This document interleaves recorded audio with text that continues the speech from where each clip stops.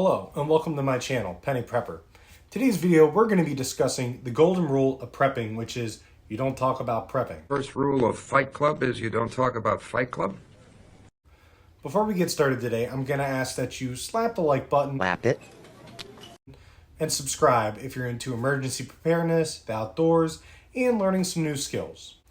So what do we mean by don't talk about prepping? Well, I'm not saying never talk about it ever, not saying it's the most secret squirrel type thing ever.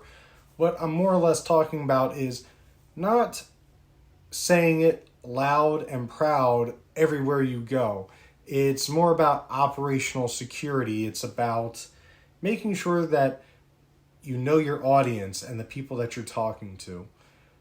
The easiest way to put this into quick terms is going to be operational security. I harp on operational security a lot because it is one of the most important parts of prepping.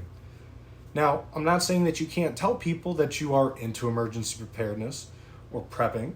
What I am saying is maybe don't tell somebody how much of something you have until you make them part of your plan. If you trust them enough to be there and help you during an emergency, chances are there's somebody you can talk to about it. One of the greatest examples of this is family members. You very well may have family members who do not see things the same way as you. And in that case, I would say it's probably best not to introduce this topic at all to them.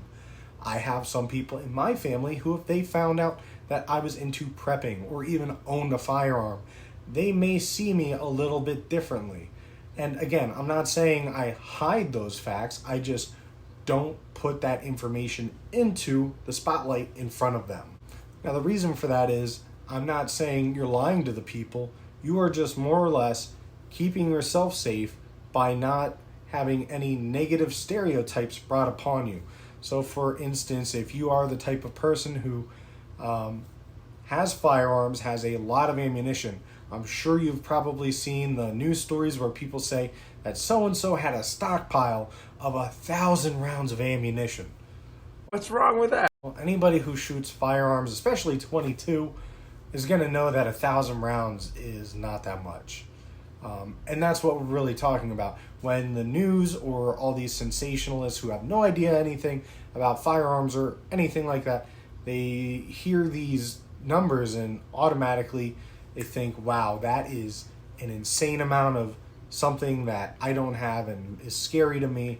So their mind goes crazy with all these thoughts. And that's exactly what you're trying to prevent.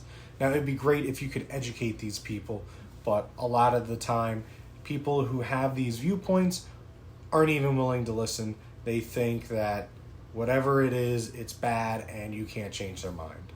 I feel like I'm taking crazy pills! As always, I can say this stuff and you can listen if you'd like. It's a free country. That's the beauty of it.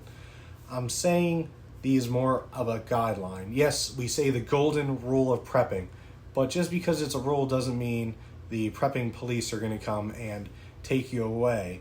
Everybody's innocent in here. Don't you know that? This is all about your own free thoughts, your own free will.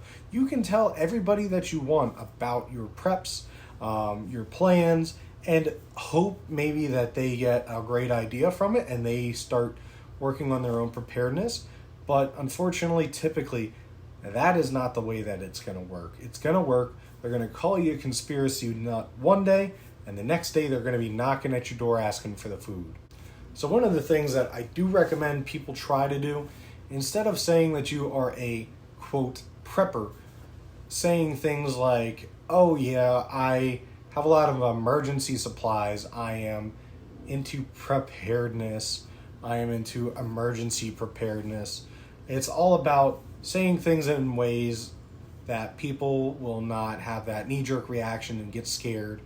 When I brought these terms to my fiance at the time, now wife, when I said prepping, automatically the first thing that people think is the show Doomsday Preppers.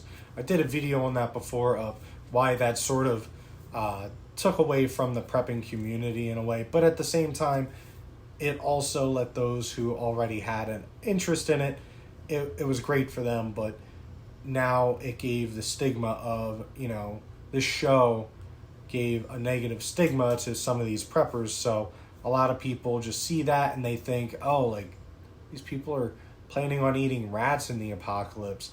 Well, you know, if that's your only option, but most people don't want to think about that. But using alternate words, I would say, instead of saying you're going for a bug out weekend, you could say, I'm just going camping. Using tact is what it's all about. If somebody comes to your house and they see giant buckets, you could just say, oh, that's full of bulk food that I got, you know, from such and such sale or something. Or, oh, I really like this product, it's full of that. Something like that. It's all about saying it in a way that will not cause the big eye moment that most people have. My call to action for this video is going to be practice speaking with somebody who you think you could have as a candidate for a mutual assistance group. Basically, a mutual assistance group, or MAG, is a group of individuals that you feel as though you can trust in an emergency situation, whatever it may be. And basically, it is a way to network and grow your preps. That way, you may only have X, Y, and Z skills, and the rest have the rest of the alphabet that can fill out your gaps. So really, that's what it's all about, is not going lone wolf and surviving out in the middle of the woods, foraging mushrooms, where you could be in a camp of people, because the most important way to think of it is you have to sleep eventually, and you need somebody there to watch your back. If you can build up a group of people that you can trust and have other ideas and expertise, then why not use that resource? All right, that's all we have for today's video. If there's anything you would like to see, please comment and let me know. Stay safe and stay prepared.